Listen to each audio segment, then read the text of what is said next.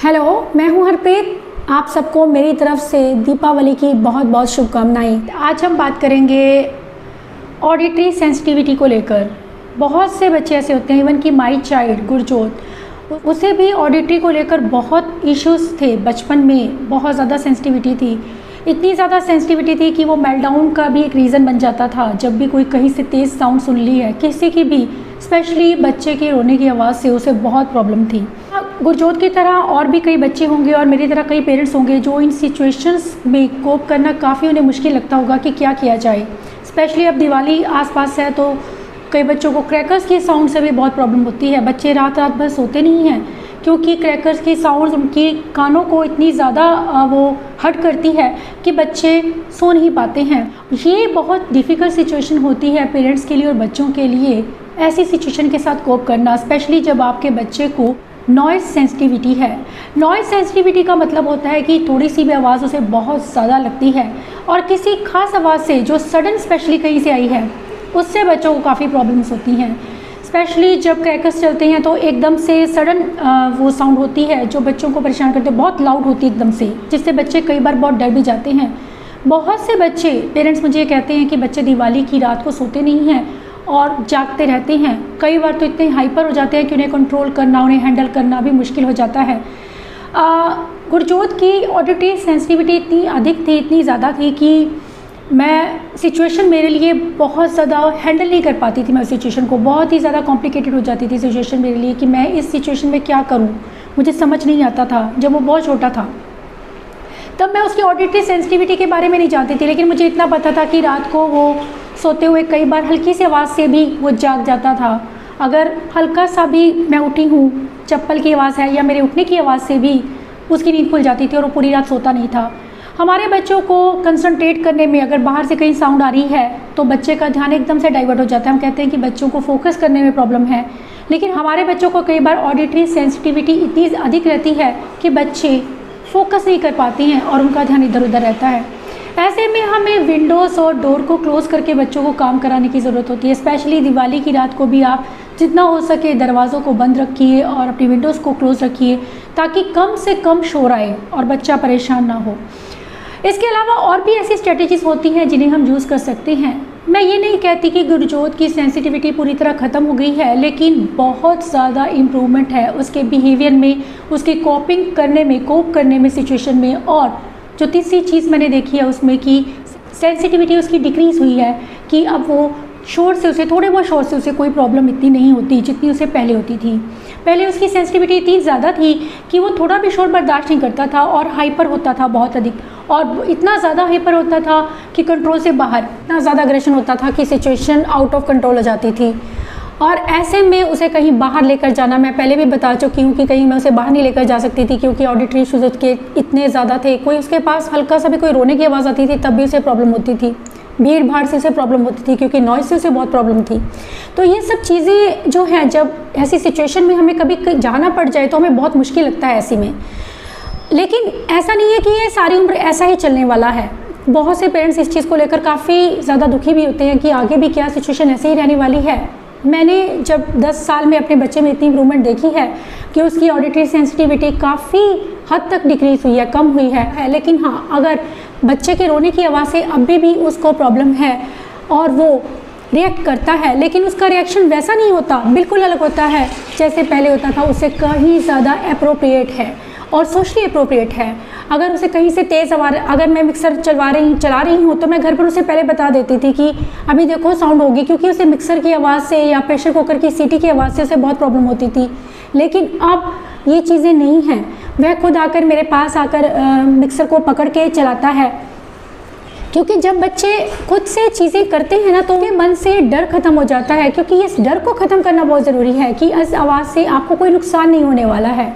तो ये चीज़ें, और हमें इन चीज़ों को बहुत ज़्यादा समझने की ज़रूरत है। यहाँ तक कि कोई पर्सन लाउड होता है तो भी गुरजोत उसे चुप कराने की कोशिश करता है उसके कंधे पर, एक एप्रोप्रिएट वे में, लेकिन उसका पहले रिएक्शन बिल्कुल डिफरेंट होता था। पहले वो गुस्सा करता था, चिल्लाता था, चीखता था, कई बार खुद को भी मारता था। लेकिन आज वैसी सिचुएशन बिल्कुल नहीं है। आज वो, अगर कोई साउंड उसे कहीं से आ रही है तो वो दरवाजे को अपने आप बंद कर देता है और सामने वाले पर्सन को स्लो चुप रहने के लिए बोलता है कि आप चुप रहिए। ये चीज़ें कि वो अपनी सेंसिटिविटी हमें बताता है कि मुझे इससे प्रॉब्लम हो रही है, ये चीज़ें आपको बच्चे को सिखानी पड़ती है। ये सभी कॉपिंग स्ट्रेटजीज उसे सिखाई मैंने। उस पर ये नहीं है कि एक दिन का काम होता है, हमें लगातार इस पर काम करना पड़ता है, तभी बच्चों की वो सेंसिटिविटी कम हो पाती है और बच्चे साउंड से कोप करना सीख जाते हैं। वो कौन सी स्ट्रेटजीज हैं जो मैंने गुरजोत के साथ में की और किस तरह से आपको करनी है, इस बारे में ही आज का मेरा वीडियो है। क्योंकि जो नॉइज़ सेंसिटिविटी होती है मोस्टली बच्चों को ही होती है, जिन बच्चों को ऑटिज्म होता है, उनके ऑडिटरी परसेप्शन में प्रॉब्लम होती है, कौन सी आवाज़ पर उन्हें ध्यान देना है।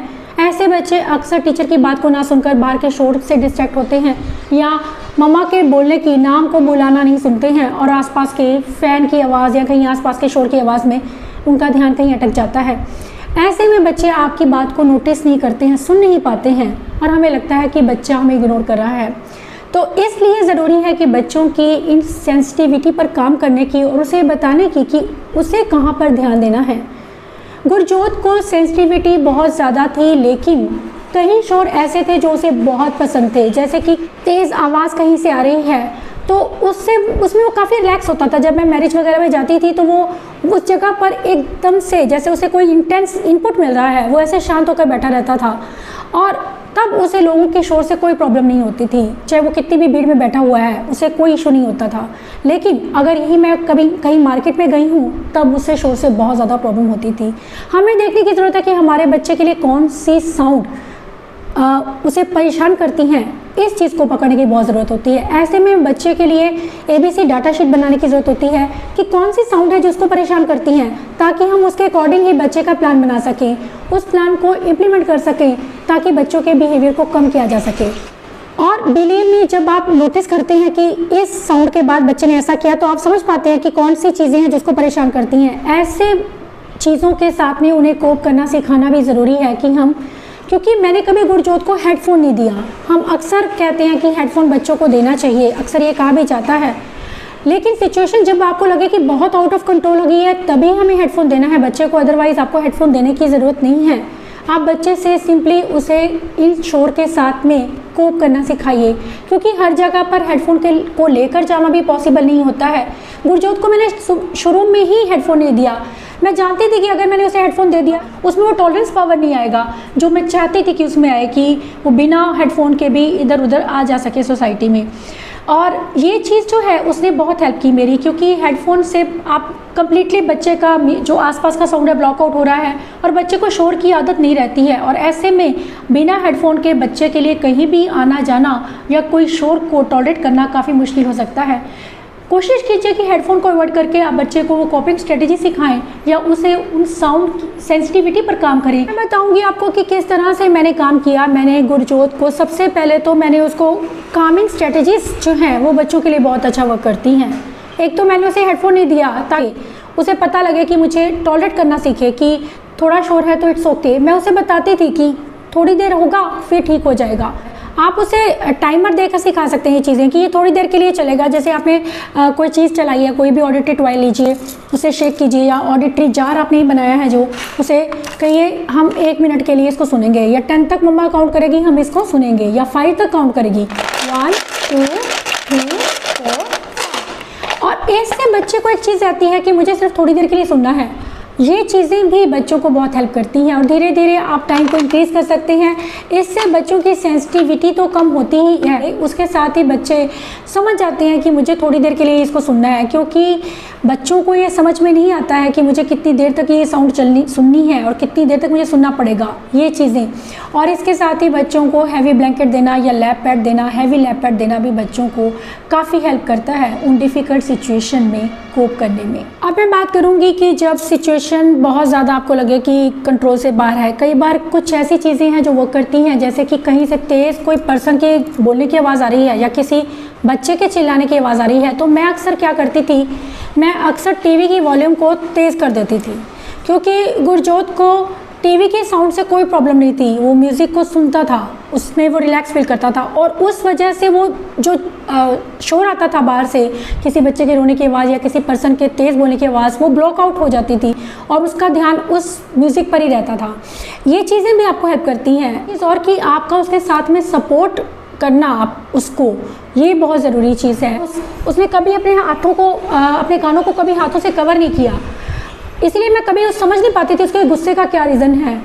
धीरे धीरे मुझे समझ में आना शुरू हो गया कि उसे ऑडिटरी इश्यूज़ हैं, इस वजह से वो ऐसा करता है। आपका बच्चा वर्बल है, नॉन वर्बल है, वो कभी भी अपनी मुश्किलें आपको नहीं बताता है ऑटिज़म में, ये बहुत बड़ी प्रॉब्लम रहती है। ऐसे में आपको खुद ही उनकी मुश्किलों को समझने की ज़रूरत होती है। दूसरी चीज़ थी कि मैंने उसको अलग अलग चीज़ें सुनानी शुरू की।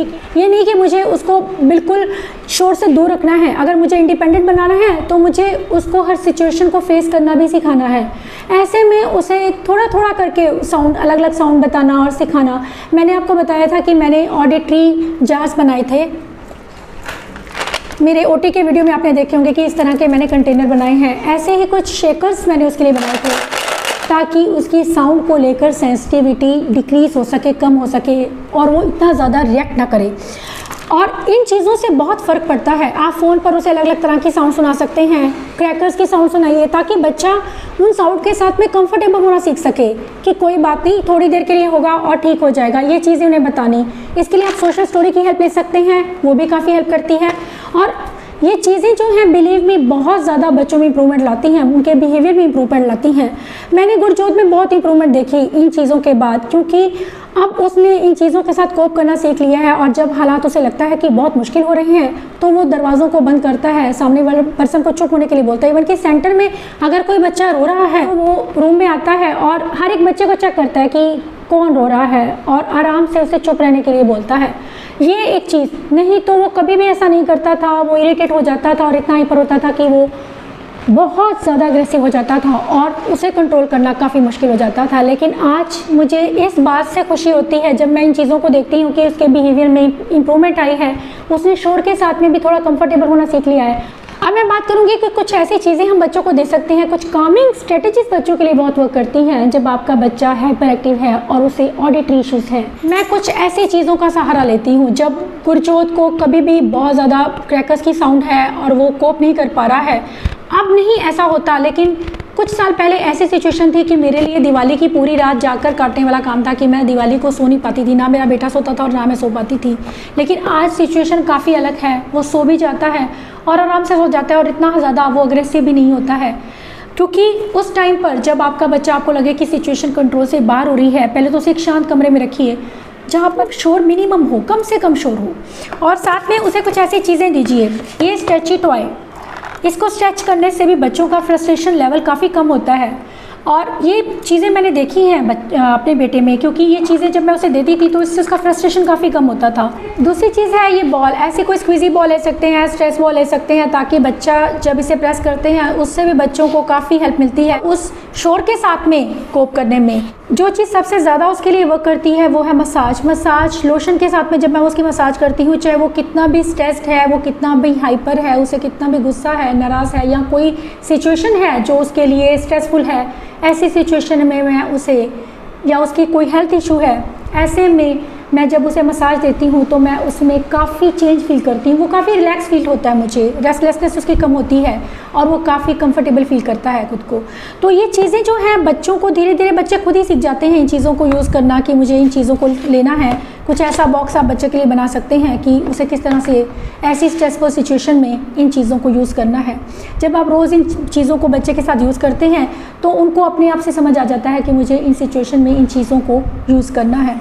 जब ये चीज़ें आप बच्चों के साथ यूज़ करते हैं तो ये इससे इम्प्रूवमेंट ये आती है कि बच्चों को आप कोपिंग स्ट्रेटजी सिखा रहे हैं जो उसे इंडिपेंडेंट होने में हेल्प करती हैं। क्योंकि कोई ऐसी चीज़ें लेना जो जिस पे बच्चा डिपेंड हो जाए, बेटर है कि हम उसे ऐसी चीज़ें सिखाएं जिससे सिचुएशन उसके लिए लेस स्ट्रेसफुल हो, ऐसी चीज़ें देना। अब मैं बात करूंगी कि बच्चे को हमने, ये तो थी कि हमने बच्चे को उसकी सेंसिटिविटी पे काम किया, और अब एक चीज़ हमें और ध्यान देनी है कि जब भी आप बच्चे से बात कर रहे हैं तो आप वर्बल कम रहिए, लाउड ना होइए, आराम से बात कीजिए, और ज़्यादा स्लो भी नहीं और ज़्यादा ऊंचा भी नहीं हमें बोलना है। जब हम बच्चे से बात कर रहे हैं इंस्ट्रक्शन आपकी क्लियर होनी चाहिए ताकि बच्चा आपको समझ पाए। हो सके तो इंस्ट्रक्शन को रिपीट कीजिए, आपको अपने बच्चे को समझाना है। दूसरी चीज़ कि उन्हें आपकी बात को सुनना है, हो सके तो उसे रिपीट करने के लिए बोल सकते हैं कि मैंने अभी क्या बोला था आपसे, ताकि बच्चा समझ पाए कि मुझे किस चीज़ पर फोकस करना है। एक और चीज़ होती है, जो बच्चे स्कूल जाते हैं, स्कूल गोइंग बच्चों के बारे में कहूँगी कि अक्सर वो इतने ज़्यादा डिस्ट्रैक्ट होते हैं आसपास के साउंड के साथ में, नॉइज़ के साथ में, जो आसपास शोर स्कूल में रहता है। इस वजह से भी बच्चे काम पर फोकस नहीं कर पाते हैं और टीचर की बात को सुन नहीं पाते हैं। ऐसे बच्चों के लिए ज़रूरी है कि स्कूल में उनकी सीट को टीचर के सामने रखा जाए। टीचर के सामने अगर सीट रहती है तो बच्चों का ध्यान टीचर की साउंड पर ही, उनकी आवाज़ पर ही जाता है, आसपास को शोर की तरफ कम जाता है। अगर हम ये चीज़ें करते हैं बच्चों के साथ में तो इम्प्रूवमेंट डेफिनेटली आती है। उनकी सेंसिटिविटी कम होने के साथ साथ बच्चे इंडिपेंडेंट होते हैं कि उन्हें किस डिफरेंट सिचुएशन में किस तरह से उन्हें कोप करना है। तो ओरल मोटर एक्सरसाइजेस करवाना, बबल्स को ब्लो करना या फिर कुछ ब्लोइंग एक्टिविटीज़ बच्चों को देना या सकिंग एक्टिविटीज़ बच्चों को देना भी बच्चों को काफ़ी शांत करती हैं, क्योंकि इनका सीधा रिलेशन रहता है हमारे बच्चों की हाइपर एक्टिविटी के साथ में, उनके एग्रेशन के साथ में। और ये चीज़ें बच्चों के स्ट्रेस लेवल को कम करती हैं और उनकी हाइपर एक्टिविटी को कम करने का काम करती हैं। कि आपको लगातार ये चीज़ें करनी हैं और जब ये लगातार चीज़ें आप करते हैं तो आप बच्चों में, उनके बिहेवियर में बहुत इंप्रूवमेंट देखते हैं और उन्हें ये चीज़ों की समझ आनी शुरू हो जाती है कि मुझे किस तरह से इस सिचुएशन में खुद को कंफर्टेबल रखना है। और जब बच्चे इन चीज़ों को सीख जाते हैं तो यकीन कीजिए कि मेल्टडाउन के इश्यूज़ बहुत कम होते हैं और बच्चे आपके किसी भी तरह के शोर के साथ में कोप करना सीख जाते हैं, तो सिचुएशन काफ़ी हद तक कंट्रोल रहती है। और मैंने इस चीज़ के साथ में मेरे बेटे को स्वेयर ऑडिटरी सेंसिटिविटी थी, जिसका आज मैं 10 साल के बाद मैंने काम करने के बाद जो उसमें मैंने चेंजेस देखे हैं उसके बिहेवियर में, वो वाकई में ही मुझे लगता है कि अगर हम कोशिश करें तो सब कुछ हो सकता है। तो मेरा ये वीडियो स्पेशली उन्हीं पेरेंट्स के लिए है जिनके बच्चों को ऑडिटरी सेंसिटिविटी है। वीडियो उम्मीद करती हूँ कि उस स्ट्रेसफुल सिचुएशन में आपको और आपके बच्चों के लिए हेल्पफुल होगा। Thanks for watching.